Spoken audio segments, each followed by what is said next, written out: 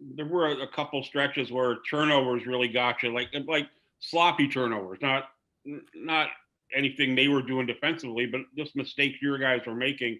You can't afford that in these kind of games, right? No, you can't. Unforced errors or you can't have them, and we did. We had a couple, I thought, big ones, and we didn't finish again. I thought we knocked the ball around a bunch for a bunch of possessions, and shot clock would be running down, and we couldn't quite come up with the loose ones when we did jar it loose a few times, and they scored. But yeah, I mean, I think the opportunity was there tonight. I don't think it was a million miles away, and we just didn't quite extend those good minutes out, like you said.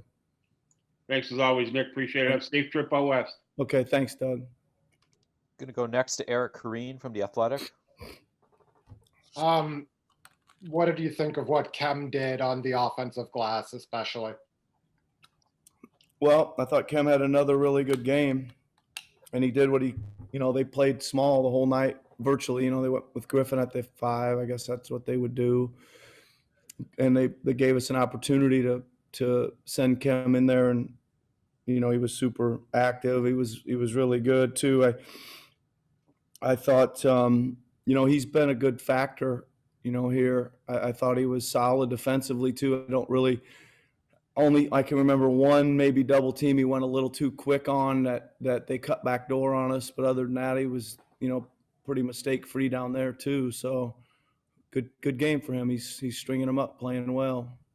There was one possession late. I think there was a trap and it got swung to Harris, and when you see Harris with the ball, it's like, let's close out to him, and then it goes to Kevin Durant in the corner. Like, I mean, just thinking about what that team looks like when they're healthy, is it almost like, I mean, what are you going to do at some point? Well, I think they're going to score, Eric, a good portion. I think it's one of those, it's not unlike we've talked about in the past that your offense has to be really good to score with them, right? And I think our offense was pretty good tonight. Shot making maybe wasn't great, but I think it was pretty good. It wasn't great, but it was pretty good. And you probably got to, you're not going to shut them out. You're going to have to. I think for the most part, I would say we had the ball. The guys shooting the shots we probably would have preferred. Yeah. They made a good portion. And again, I don't think 116 is an outlandish number for that team, and you just got to score a little bit more, and I think the opportunities were there to do that. Thanks, Nick. Have a safe trip out west. All right, thanks, Eric. Next question goes to Josh Lewenberg from TSN. Hey, Nick. What's up, Josh? We're seeing more from OG around the rim, his ability to finish, and even had that step back on Durant in the first half. When you look at those plays, is there something that you kind of put your finger on and say, okay, well, this is something that has improved over the years in terms of, like, is it strength? Is it balance? Yeah, I mean, he's doing a lot more, Josh. I think those two things that we talked about, he's doing good at starting the drive, getting by as initial defender. He's doing good at getting on balance and using his body down there.